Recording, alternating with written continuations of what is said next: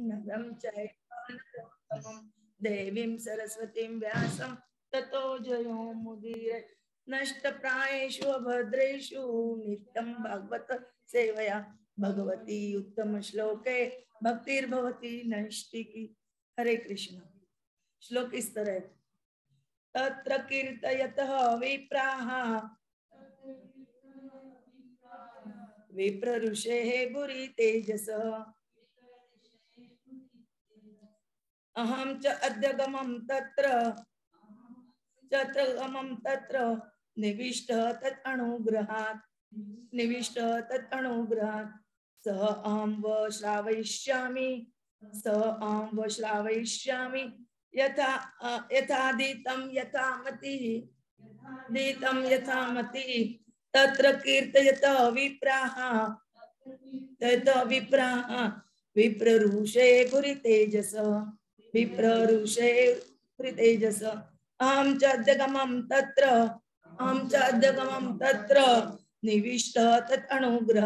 निविष्टः तत् अनुग्रहात् सः अहं व श्रावयिष्यामि यथादीतं यथामति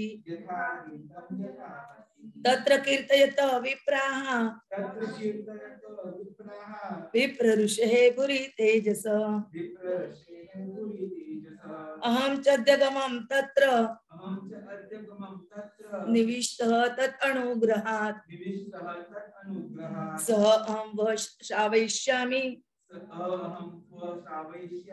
यथादीतं यथामति। कोई पढ़ना चाहेगा? तत्र कीर्तयतः विप्राः विप्रऋषे भूरि तेजसः अहं च अद्यगमं तत्र निविष्टः तत् अनुग्रहात् सः अहं व श्रावयिष्यामि यथा अधीतं यथामति। हरे कृष्ण। आप पढ़ना चाहोगे? ऑनलाइन कोई पढ़ना चाहेगा? हरे कृष्ण माता जी। मेरा आवाज आ रहा है क्या? तत्र कीर्तयतः विप्राः विप्रासेर्भूरि तेजसः विप्रऋषे भूरि तेजसः अहं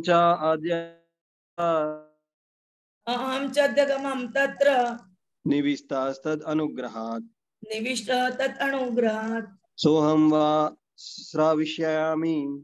सोऽहं वा श्रावयिष्यामि यद् हतितां यथामति यथा अधीतं यथामति। हरे कृष्ण। Translation by Srila Prabhupada. ए विद्वान ब्राह्मणों, जब सुखदेव गोस्वामी ने वहां पर महाराजा परीक्षित की उपस्थिति में भागवत सुनाई तो मैंने अत्यंत ध्यान पूर्वक सुना और इस तरह उनकी कृपा से मैंने उन महान शक्तिशाली ऋषि से भागवत सीखी। अब मैं तुम लोगों को वही सब सुनाने का प्रयत्न करूंगा जो मैंने उनसे सीखा तथा जैसे मैंने अनुभव किया। तात्पर्य, यदि किसी ने सुखदेव गोस्वामी जैसे किसी स्वरूप सिद्ध महात्मा से भागवत सुने तो उसे भागवत के पृष्ठों में साक्षात भगवान श्री कृष्ण के दर्शन हो सकते हैं। लेकिन यदि कोई चाहे कि वह किसी से व्यर्थ के किराए के कथावाचक से भागवत सीख सकेगा जिसके जीवन का उद्देश्य ऐसे कथावाचक से कुछ धन कमाकर उसे विषय भोग में लगाना है, तो वैसा संभव नहीं। भागवत के समझने का यही रस है। न ही ऐसे व्यक्ति से भागवत समझी जा सकती है जो अपने संसारी पांडित्य से भागवत की व्याख्या करता हो। यदि कोई भागवत के पृष्ठों में कृष्ण का दर्शन करना चाहता है तो उसे सुखदेव गोस्वामी के किसी प्रतिनिधि से भागवत समझनी होगी, अन्य किसी से नहीं। यही एकमात्र विधि है, इसका कोई विकल्प नहीं। सुत गोस्वामी सुखदेव गोस्वामी के प्रामाणिक प्रतिनिधि, क्योंकि वे उस संदेश को प्रस्तुत करना चाहते हैं जिसे उन्होंने विद्वान ब्राह्मण से प्राप्त किया था। सुखदेव गोस्वामी ने भागवत को उसी रूप में प्रस्तुत किया जिस रूप में उन्होंने अपने महान पिता से सुना था। उसी तरह सुत गोस्वामी भी भागवत को उसी रूप में प्रस्तुत कर रहे हैं जिस रूप में उन्होंने सुखदेव गोस्वामी से सुना था। केवल सुनना ही काफी नहीं, मनुष्य को चाहिए कि ध्यान पूर्वक मूल पाठ की अनुभूति प्राप्त करे। निविष्ट शब्द बताता है कि सुत गोस्वामी ने भागवत के रस को अपने कानों से पिया। भागवत को ग्रहण करने की वास्तविक विधि यही है। मनुष्य को चाहिए कि वास्तविक व्यक्ति से मनोयोग से सुने, तभी उसे हर पृष्ठ में भगवान कृष्ण की उपस्थिति की अनुभूति हो सकती है। यहाँ पर भागवत ग्रहण करने के रहस्य का उल्लेख है। जिसका मन शुद्ध नहीं है वह मनोयोग से नहीं सुन सकता। जो आहार, शयन, रक्षा, मैथुन में शुद्ध नहीं है वह कर्म में भी शुद्ध नहीं होगा। लेकिन यदि कोई सही व्यक्ति से ध्यान पूर्वक सुनता है तो भागवत के प्रारंभिक पृष्ठों में ही उसे भगवान श्री कृष्ण के दर्शन अवश्य हो सकते हैं। और इस तरह हमारा ये चैप्टर खत्म होता है, 3rd चैप्टर। कल से 4था चैप्टर शुरू होगा। ओम अज्ञानतिमिरन्धस्य ज्ञानाञ्जनशलाकया चक्षुरुन्मीलितं येन तस्मै श्रीगुरवे नमः। श्रीचैतन्यमनोभीष्टं स्थापितं येन भूतले स्वयं रूप कदा मह्यं ददाति स्वपदान्तिकं। वन्देऽहं श्रीगुरोः श्रीयुतपदकमलं श्रीगुरून् वैष्णवांश्च श्रीरूपं साग्रजातं सगण रघुनाथान्वितं तं सजीवं साद्वैतं सावधूतं परिजन सहितं कृष्ण चैतन्य देव श्री राधा कृष्ण पदान् सगण ललिता श्री विशाखान्वितांच। नमो ओम विष्णुपादाय कृष्ण प्रेष्ठाय भूतले श्रीमते भक्ति वेदांत स्वामिनिति नामिने। नमस्ते सरस्वते देवे गौरवाणी प्रचारिणे निर्विशेष शून्यवादी पाश्चात्य देश तारिणे। जय श्री कृष्ण चैतन्य प्रभु नित्यानंद श्री अद्वैत गदाधर श्रीवासादि गौर भक्तवृंद। हरे कृष्णा कृष्ण कृष्ण हरे हरे, हरे राम राम राम हरे हरे। हरे कृष्ण कृष्ण कृष्ण हरे हरे, हरे राम राम राम हरे हरे। हरे कृष्ण कृष्ण कृष्ण हरे हरे, हरे राम राम राम हरे हरे। जय ओम श्री विष्णुपाद परमहंस श्री परिव्राजकाचार्य अष्टोत्तर शत श्री श्रीमद ऐसी भक्ति वेदांत स्वामी श्रीला प्रभुपाद की जय। जय ओम विष्णुपाद परमहंस श्री व्राजकाचार्य अष्टोत्तर शत श्री श्रीमद भक्ति सिद्धांत गोस्वामी ठाकुर जी की जय। अनंत कोटि वैष्णव वृंद की जय। नामाचार्य श्रीला प्रभुपाद की, दामोदर भगवान की जय। जगन्नाथ जी, बलदेव जी, सुभद्रा मैया, शंकर की जय। हरे कृष्ण। समवेत भक्त वृंद की जय। मैं आपसे ऑनलाइन ऑफलाइन सभी भक्तों से और जगन्नाथ जी, सुभद्रा मैया, बलदेव जी, शंकर जी से चाहूंगी कि वो मेरे से कुछ अच्छा बोलवा ले, ऐसी मुझे शक्ति दे। हरे कृष्ण। अभी हमने आज तक तो हमने 22 अवतार वगैरह वगैरह सब कुछ सुन लिया है और बाद में हमने ये भी सुना है कि व्यासदेव जी का प्रागट्य हुआ। व्यासदेव जी ने एक ऋग्वेद के 4, यजुर्वेद के उन्होंने 4 वेद बनाए। इतना करने पे उन्हें संतोष नहीं, तो उनके गुरु नारद जी ने उन्हें भागवत कथा लिखने को बोला। कृष्ण की लीला है और उनके भक्तों की कथाएं लिखने को बोला। फिर जाके उन्होंने ये भागवतम का निर्माण किया। ये सब हमने सुन लिया है, लेकिन जब भगवान कृष्ण इस धराधाम से चले गए तो किसकी शरण में भागवतम है? ये भागवतम की शरण में धर्म गया है। उन्होंने धर्म ने भागवतम की ग्रंथ की उन्होंने सुरक्षा में रक्षण लिया है। उन्होंने वहां पे उन्होंने खुद को उसके उसमें स्थापित किया, भगवान ने खुद को।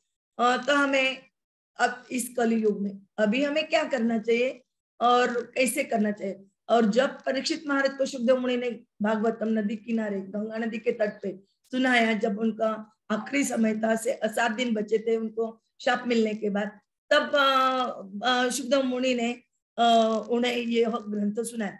तो इस यहाँ पे इस श्लोक में आता है कि शुकदेव मुनि कौन है, कैसे है? उनके 3 गुण का वर्णन हुआ है, विप्र, ऋषि और भृतेज। विप्र का अर्थ है परोपकारी होने का गुण, और ऋषि का अर्थ है यथार्थ वक्ता, और भूरि तेज का अर्थ है भूरि का अर्थ है अधिक, और तेज का अर्थ है प्रभाव।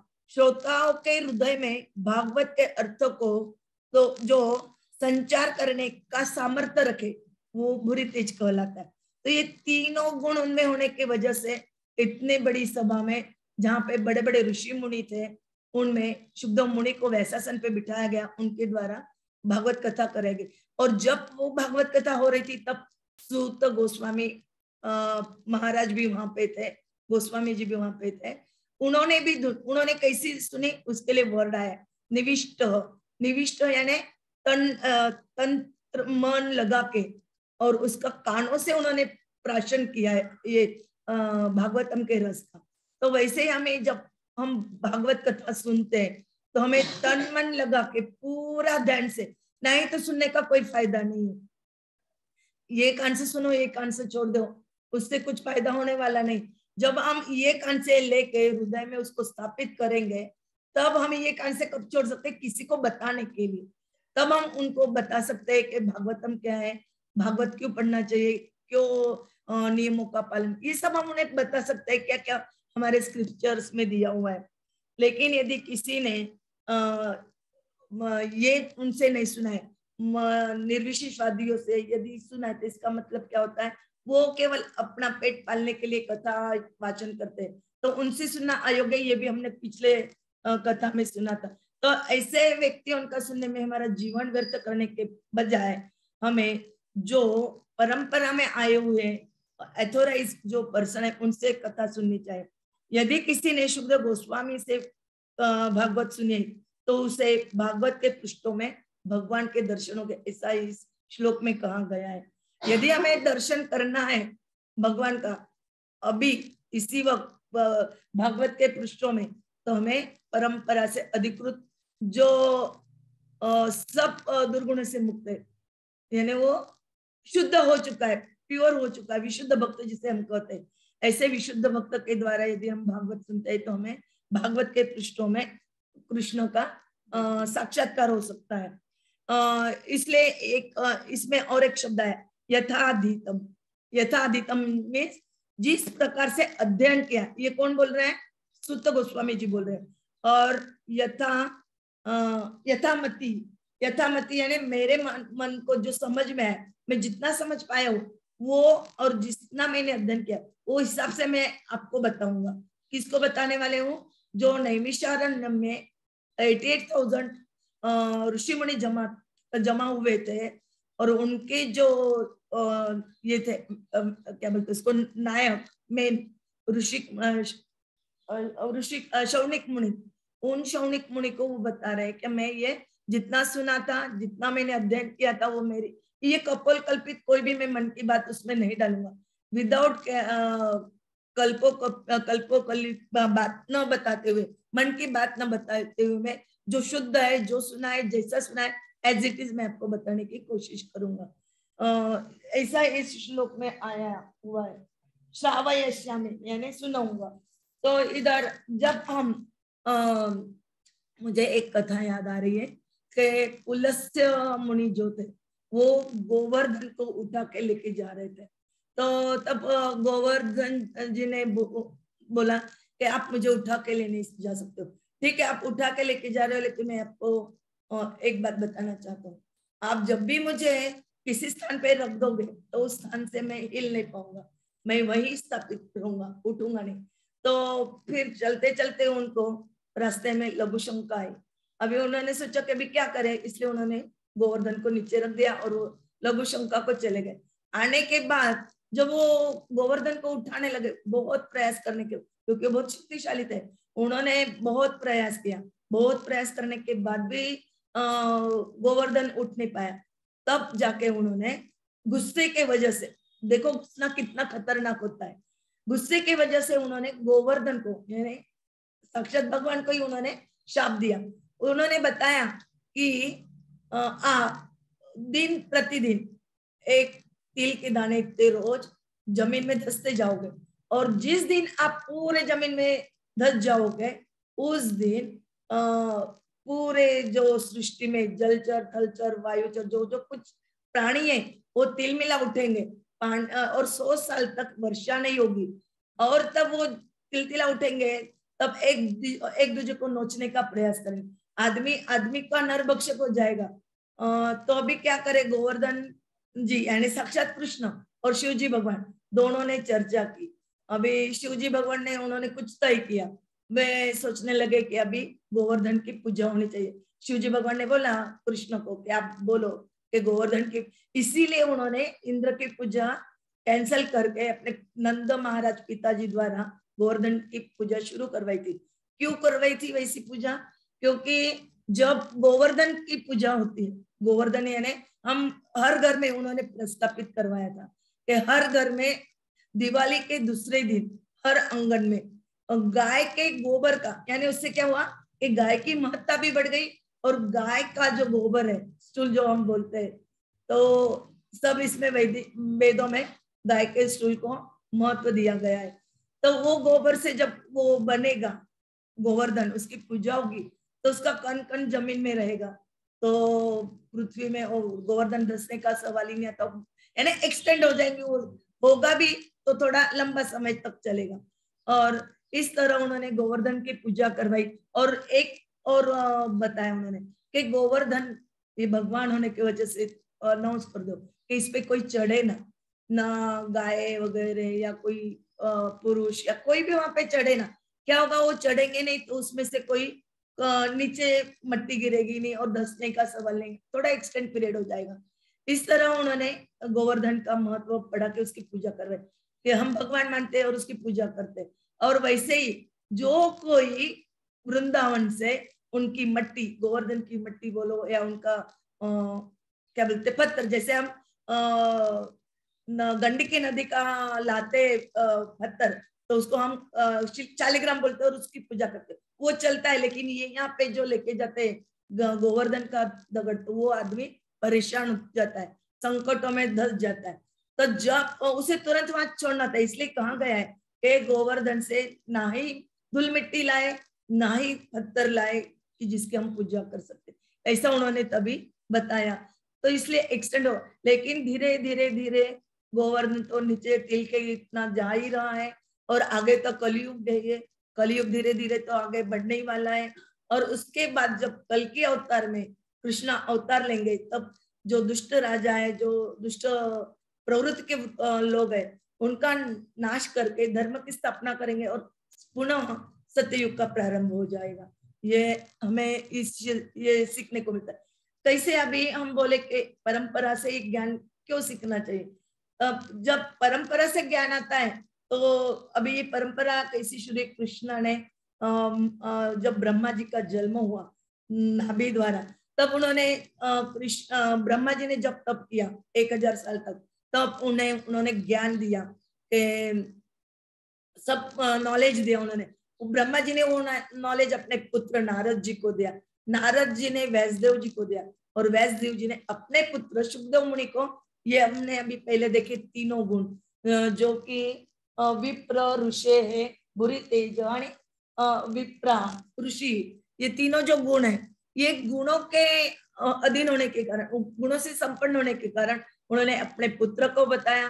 सुखदेव गोस्वामी जी ने परीक्षित महाराज को बताया, तब सुखदेव गोस्वामी जी महाराज वहीं थे तो उन्होंने शौनक मुनि के 28,000 ऋषियों की सभा में बताया। ऐसे परंपरा में चलते आ रहा है ये।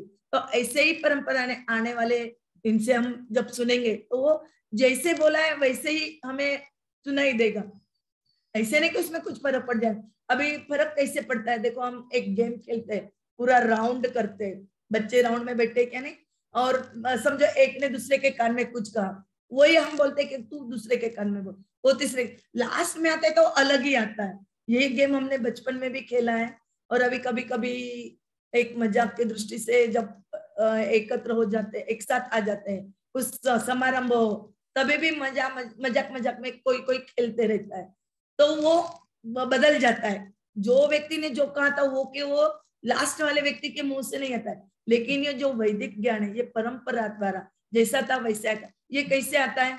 जैसे अभी सपोज पहले जमाने में था कि किसी को कुछ समाचार भेजना है तो वो तार द्वारा या पोस्ट द्वारा भेजा जाता था और पोस्टमैन लेके जाता था। वो जैसा तार में लिखा है वैसे के वैसे उनको सुनाता था, देता था, उसमें वो कोई भी बदल नहीं कर सकता था। उस वैसे ही यदि हम आज के जमाने से रिलेट करें तो आज हम टेक्निकी जमाना है, तो इस जमाने में हम क्या यूज करते हैं, मोबाइल का, व्हाट्सएप का यूज करते हैं। अभी व्हाट्सएप पे हम जो टाइप करेंगे मैसेज, वही सामने वाले को जिसको भेज रहे उसको जैसे के वैसे मिलेगा, उसमें सर्वर कुछ परिवर्तन नहीं कर सकता। वैसे ही यहाँ पे कोई परंपरा में आने वाला व्यक्ति जो है ये भगवान के नॉलेज को परस्पर यानी बदल नहीं सकता है। और इसीलिए जो शुद्ध है, जिसका मन शुद्ध है, किसका मन शुद्ध है? जो शुद्ध आहार खाता है। आहार में यदि कंटेमिनेशन है, यानी आहार अशुद्ध है, तो मन शुद्ध नहीं होगा। मन शुद्ध नहीं है तो कर्म शुद्ध नहीं होगा। कर्म शुद्ध नहीं है तो हम ये कुछ समझ ही नहीं पाएंगे ना।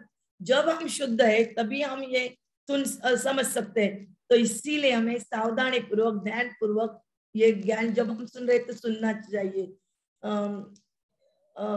इसलिए हमें प्रयास करना चाहिए कि हम ध्यान से ही सुने और ध्यान पूर्वक सुने, ताकि हम उसमें कुछ भी मिलावट न करते हुए हमें जो ज्ञान मिला है उसका हम हमारे इसी मानव जीवन में उसका सदुपयोग कर सके और आगे बढ़ सके। मैं ये शॉर्ट में और जल्दी जल्दी इसलिए बोल रही हूँ कि अभी सनातन धर्म प्रभु जी का मायापुर में क्लास शुरू हो रहा है, तो आप उधर तुरंत ज्वाइन करिए। इसलिए मैं थोड़ा शॉर्ट में ही बोल रही हूँ और उसलिए मुझे क्षमा करना। हरे कृष्णा।